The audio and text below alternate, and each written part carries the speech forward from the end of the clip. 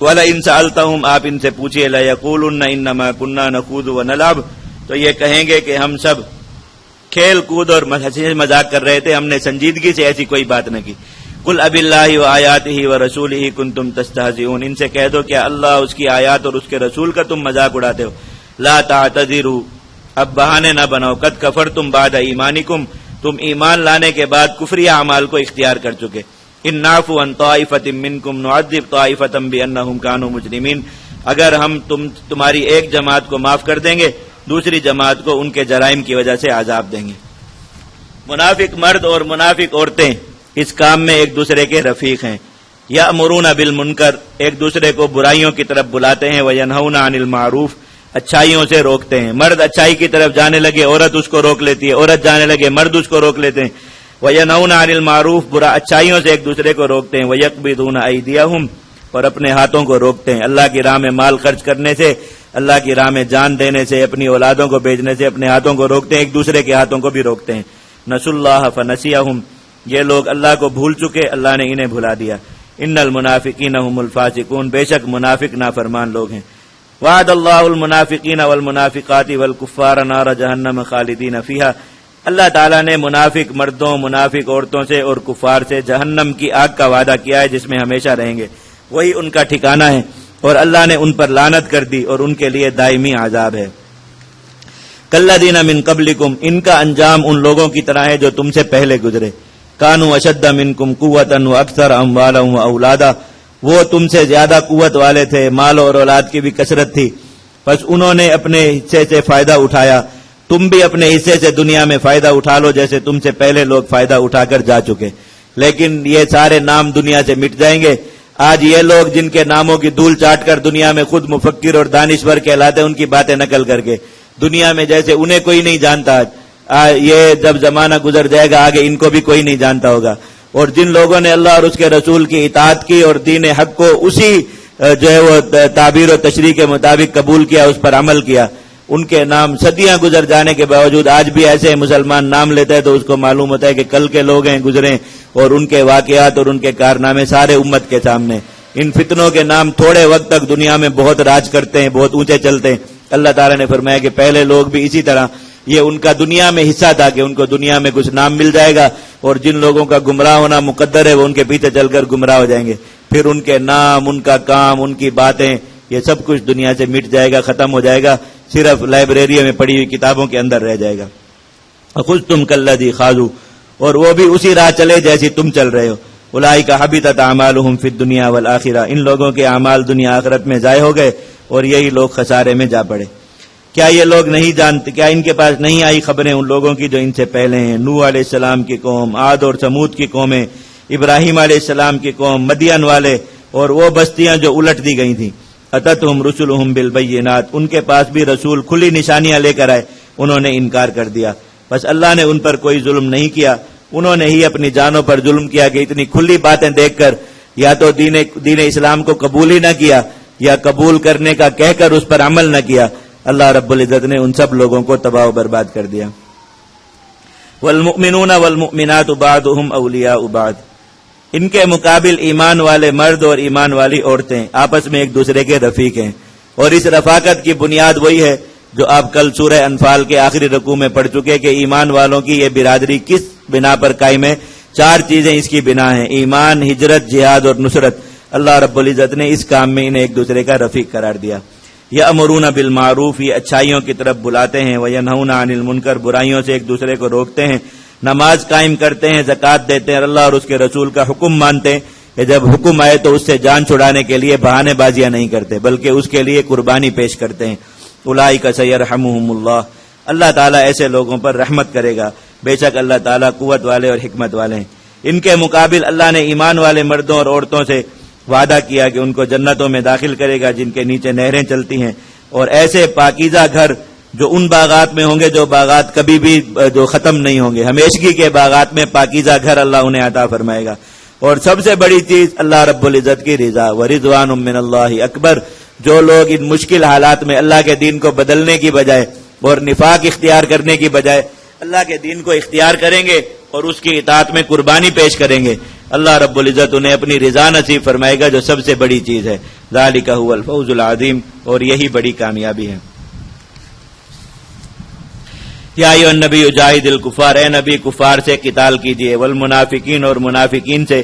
منافقین میں کن لوگوں سے قتال ہے؟ سورۃ النساء میں پورا رکوع تفصیل سے گزر گیا، اور وہاں ان کی وہ ساری اقسام اور اقوام بتا دی گئی جن سے عملی قتال ہو سکتا ہے، اور وہ اقسام و اقوام بھی بتا دی گئی جن سے عملی لڑائی کی اجازت نہیں ہے، بس مسلمانوں کے لیے انہیں برداشت کرنے کا حکم ہے، اور ان پر سختی کیجیے۔ ومأواہم جہنم، ان لوگوں کا ٹھکانہ دوزخ ہے جو بہت برا ٹھکانہ ہے۔ یحلفون باللہ ما قالوا، اب پھر اسی منافقین کے جو شرارتیں ان کی طرف رجوع ہے۔ یہ لوگ اللہ کی قسمیں کھاتے ہیں کہ انہوں نے ایسی باتیں نہیں کی جو کفریہ ہیں۔ وَلَقَدْ قَالُوا كَلِمَةَ الْكُفْرِ، حالانکہ انہوں نے کفریہ باتیں کی ہیں اور اسلام لانے کے بعد کفر کا اظہار کیا۔ وَهَمُّوا بِمَا لَمْ يَنَالُوا، اور ایک ایسے کام کا ارادہ کیا جسے یہ پا نہیں سکے، جس کام کو یہ کر نہ سکے۔ یہ ان منافقین کا سب سے بڑا جرم تھا کہ اللہ کے نبی صلی اللہ علیہ وسلم غزوہ تبوک سے جب واپس آ رہے تھے، پیچھے میں نے بتایا تھا سورۃ المائدہ میں کہ آپ جہاد سے واپسی پر اکیلے یا ایک دو اصحاب کے ساتھ مدینہ میں داخل ہوتے تھے، لشکر کے ساتھ نہیں آتے تھے۔ تو یہاں اس وقت بھی آپ کے ساتھ دو صحابہ تھے، حضرت عمار اور حضرت حذیفہ رضی اللہ تعالیٰ عنہما۔ تو ان منافقین میں سے 8 لوگوں نے چہروں پر نقاب باندھ کر راستے میں نبی کریم صلی اللہ علیہ وسلم پر قاتلانہ حملہ کیا اور آپ کو شہید کرنے کی کوشش کی۔ ان دونوں صحابہ نے جو ہے وہ لڑائی شروع کر دی جواب میں، تو یہ اس ڈر سے کہ ہمارے چہرے نہ کھل جائیں اور ہم پہچانے نہ جائیں، مدینہ کی طرف بھاگ گئے۔ اللہ کے نبی صلی اللہ علیہ وسلم نے ان صحابہ کرام کو منع فرمایا تھا کہ ان کے نام ان کو نام بتا دیے تھے دونوں کو، لیکن وعدہ لیا تھا کہ دوسرے مسلمانوں کو نہ بتائیں تاکہ ان کے خلاف لڑائی نہ شروع ہو۔ ابھی یہ جو لوگ منافقین نفاق زدہ مسلمانوں کے جو کفار کی دوستی اور تعلق اختیار کر چکے ہوں، ان کے جرائم بتا بتا کر مسلمانوں کو اس چیز کی طرف بلاتے ہیں کہ کفار کے خلاف لڑائی چھوڑو، ان کے خلاف لڑو، یہ زیادہ اہم ہے۔ پیچھے میں تفصیل سے بتا چکا کہ نفاق کا یہ علاج دنیا میں کبھی بھی کارگر ثابت نہیں ہوا اور کبھی بھی نہیں ہو سکتا۔ نفاق کا علاج کفر کی طاقت کو ختم کرنا ہے، نہ کہ منافقین کو مارنا۔ لیکن آپ اگر اس تناظر میں بھی دیکھیے، لوگ ان کے بہت سے بڑے بڑے جرائم بتا کر مسلمانوں کو اکساتے ہیں کہ ان کے اتنے بڑے بڑے جرائم ہیں، اس لیے ان کے خلاف لڑو۔ آپ نبی کریم صلی اللہ علیہ وسلم کے زمانے کے منافقین کے جرائم کے ساتھ ان جرائم کا موازنہ کیجئے۔ ان منافقین کے جرائم اس سے بہت بڑے تھے۔ اللہ کے نبی صلی اللہ علیہ وسلم پر قاتلانہ حملہ کرنا، اس سے بڑا کوئی جرم ہو سکتا ہے؟ نبی کریم صلی اللہ علیہ وسلم نے صحابہ کرام کو نام بتانے سے بھی منع فرما دیا تاکہ مسلمان ان کے ساتھ لڑائی میں لگ کے مقاصد جہاد سے معروم نہ، اپنی توجہ کفر کی طرف رکھیں، کفر کی طاقت کو توڑیں، یہ سب کچھ خود ختم ہو جائے گا۔ اس سے بڑا جرم اگر کسی کی نظر میں کوئی اور ہو سکتا ہو تو بتا دیجیے۔ مسجد جو ہے وہ آگے ہی آ رہا ہے اسی سورۃ التوبہ میں، مدینہ کے اندر ٹھکانہ اور چھاونی بنائی خفیہ، اور کہا کہ یہ منصوبہ یہ تھا کہ کمانڈوز آئیں گے ان کے روم کی فوج کے جو خفیہ حملے کرنے کے ماہر ہوتے ہیں، یہاں پر آ کر چھپیں گے، جب ان کی تعداد 100 ہو جائے گی ایک رات اچانک مدینہ میں نکلیں گے وہ لوگ، اور خاص مسلمانوں کو ہدف لسٹ بنائی گئی، ٹارگٹ کلنگ۔ اللہ کے نبی صلی اللہ علیہ وسلم کو جا کر شہید کریں گے، جو شیخین ہیں ان کو کریں گے، جو حضرات انصار کے سردار ہیں ان کو کریں گے، تاکہ اسلام کی قیادت کا صفایا کر دیا جائے، آگے مسلمان بھیڑ بکریوں کی طرح ہو جائے، لڑ نہ سکیں۔ یہ منصوبہ بنا کر پوری چھاونی بنائی، اللہ کے نبی صلی اللہ علیہ وسلم نے وہ جگہ جلوا دی، ان کے خلاف پھر بھی لڑائی نہیں کی۔ اس سے بڑا جرم آپ کیا ڈھونڈ کر لائیں؟ یہ ساری چیزیں اللہ کے اور ان جرائم کی بنا پر اگر قتال کیا جاتا وہ ممنوع نہ ہوتا۔ اور میں بھی یہ نہیں کہہ رہا کہ ان کے خلاف ہر طرح کی لڑائی حرام ہے، بہت سے مواقع ایسے جہاں ان کے خلاف لڑائی درست ہو جاتی ہے، لیکن بات اگر مقاصد جہاد کے ضمن میں دیکھی جائے تو کوئی فائدہ نہیں ہے سوائے مسلمانوں کی جانوں کے ضائع ہونے کے، سوائے جو ہے وہ جہاد اور جہاد کا نظام کمزور ہونے کے، کہ جہاد کا جو ایک محبت کا لفظ تھا، جہاد، مجاہد، طالبان، یہ سب چیزیں وہ ان چیزوں کی وجہ سے لوگوں کے غالب بن گئے اور خراب ہو گئے۔ اور مقاصد جہاد کی روح سے اس کا شدید نقصان یہ ہوا کہ کفر کی ٹوٹتی ہوئی طاقت کو ریلیف ملا اور سہارا ملا۔ اب 2007 تک افغانستان میں امریکہ کے ساتھ جو کچھ ہوا ہے اس کی کارگزاری آپ پڑھیں، اور اس کے بعد جب یہ ہماری لڑائیاں شروع ہو گئیں اس کے بعد امریکہ کو کتنی راحت ملی اور کتنا ان کارروائیوں میں کمی آئی اور کتنا ان کے نظام میں مضبوطی آئی، یہ ساری چیزیں دیکھیں کھلی آنکھوں سے ایک مسلمان کو یہ بات اچھی طرح سمجھ میں آ جائے گی کہ اس لڑائی میں اور کوئی قباحت ہو نہ ہو، اتنی قباحت بہرحال لازم ہے کہ یہ مقاصد جہاد کو دور کر دیتی ہے، اس وجہ سے اس کا ترک کرنا چاہیے۔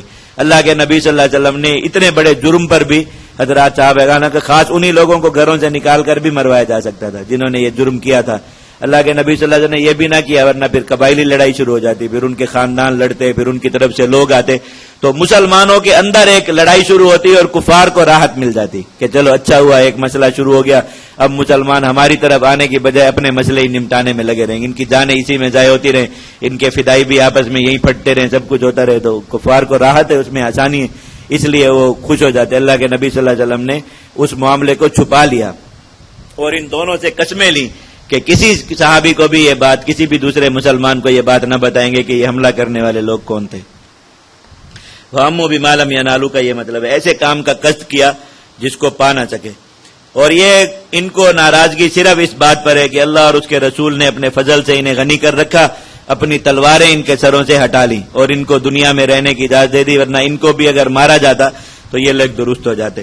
فَإِن يَتُوبُوا يَكُ خَيْرًا لَّهُمْ، اگر یہ لوگ توبہ کر لیں اپنے ان برے اعمال سے تو ان کے لیے بہتر ہوگا، اور اگر یہ اسی پر ڈٹے رہے تو اللہ ان کو دنیا میں دردناک عذاب دے گا، دنیا میں بھی اور آخرت میں بھی، اور ان کے لیے کوئی دوست اور مددگار نہیں ہوگا۔